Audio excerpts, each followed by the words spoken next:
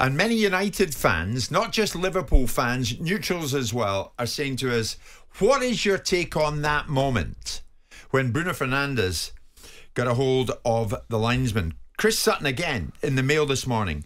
He calls him the incredible sulk. He said it was more befitting a petulant child. And the push on the assistant should result in a ban. No ifs and buts. Paulo Di Canio got 11 games in 1998. And remember, I wouldn't disagree if Fernandes received the same punishment. This was shameful, embarrassing, disgraceful, whatever word you can conjure up. Simon, you feel strongly about this, don't you? Yeah, I think you feel that he should be court-martialed for it. Luke, one of the many callers this morning, has also sent us a message. Sorry, but when abuse towards grassroots refereeing is rife, how is it that nothing's been mentioned of Fernandes shoving the linesman? I mean, Fernandes remained unbooked throughout. Yeah, no, I think football's version of John Lydon, Chris Sutton, is right in terms of his observations about how there should be a consequence for this. It is not the same as the scenario that Paulo Di Canio got himself involved with. It's a degree of it. And I think you've got two arguments in this, two dogs in this particular fight, two arguments. You've got one which says that maybe the referee and the linesman got the temperature of the game and adjusted to the players, and something that we often say is that referees don't understand players. There's one argument for that. The bigger argument really is there is a brief to respect officialdom. There is a brief to respect the authority of the game. There is an example that needs to be set from the very top of the tree all the way down to the grassroots, where we're seeing people having to wear body cams to stop people from clumping on the side of a pitch on a Sunday afternoon. Yeah. So with that in mind, the captain of arguably the biggest club in English football, not in achievement terms, but in reputation and repute, should not go unpunished for this. He shouldn't have gone unpunished at the time, and with the benefit of the retrospective outcomes that we have in this country, he should be consequenced, because it's not right. You do not raise your hands in any shape or form to an official. With what, a retrospective ban? Yeah. Not to the. I don't think it's in the same territory as Paulo Di Canio, but I think it's a fruit of the same poison tree. Yeah, This is where though I think we need some balance, and I'm going to defend him here, because for me I think it was disdainful what he did, Fernandes. At most, I don't believe there was a violent push on the official. I think it was disrespectful, and I think it's something we need to keep an eye on. And I don't think it's ideal that he behaves in that manner, but I don't think it's one of those where we could say he should have been booked or sent off. But so it could grow. You'd let him go unpunished. You can't raise your hands to an official. You can't push him out of the way. Yeah, but all he did was just brushed him out of my road. He came in front of him and he pushed him from the back. And it was like put your hands on him at all. It was a sort of a signal of being disdainful. It was great. That's what it was another one. Like he's full of all these like mirrors, isn't he? Of like how he feels, how he behaves. And it was just he wanted to get the linesman out of the way. You're defending the indefensible. If this grows, then we need to keep an eye on it. But I don't want to.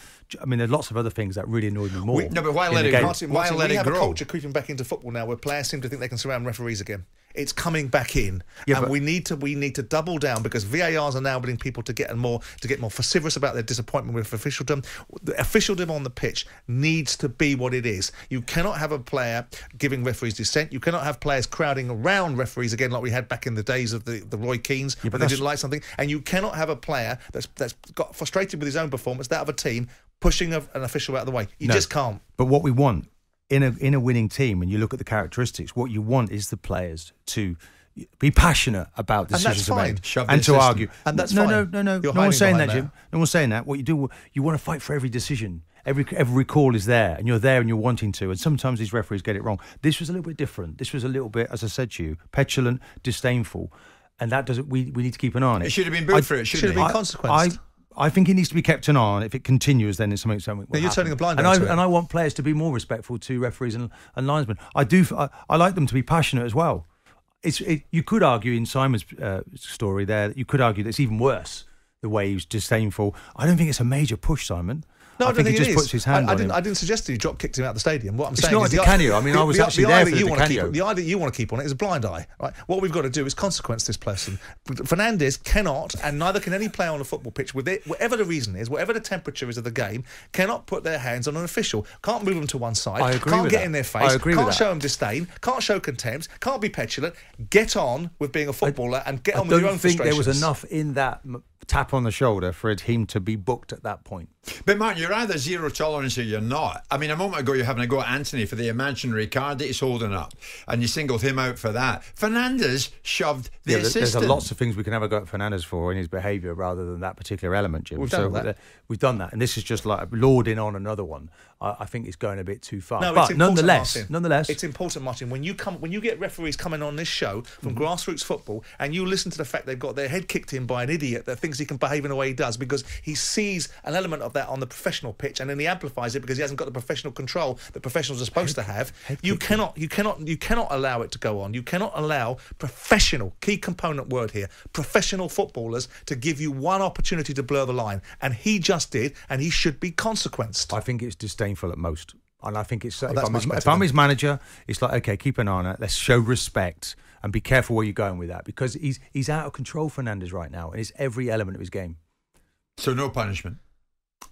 No, they didn't deem fit to do anything, did they? The But that's officials? not right. No. Your view is no punishment. No, because it's borderline. But if that grows, and they will keep an eye on you, Jim. If you keep doing this sort of thing, referees will come down on you, and he will be booked in future. Because obviously you can't put your hands on the officials. We have a zero tolerance. We had this idea that football should have a zero tolerance policy to various things, significant things, homophobia, racism. We should have a zero tolerance policy to petulance and disdain towards officials on the pitch. Because footballers have a propensity to extrapolate things up to the liberty-taking culture. I'll get away with that. I'll get away with that. I'll get away with that. I'll get away with that. Boom. Then there's an absolute outrage, and everyone goes, "Why didn't someone stop it earlier?" Yeah. Stop it now. You think it's no more than a lack of respect? I think it's just being disrespectful in the mood he was in on the day. It's a tap on the back to the official. It's not a push, it's not a shove, and that's why he wasn't booked. It was that, Martin. No. And he can't do it. That's the bottom line. No, he can't you're do it. over-exaggerating now. This is where I want balance on this show. Is this you defending a player? No. I just, look, why would I want to defend him?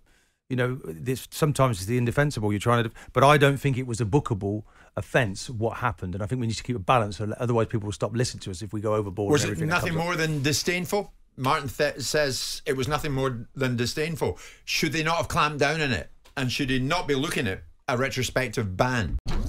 Jim White and Simon Jordan.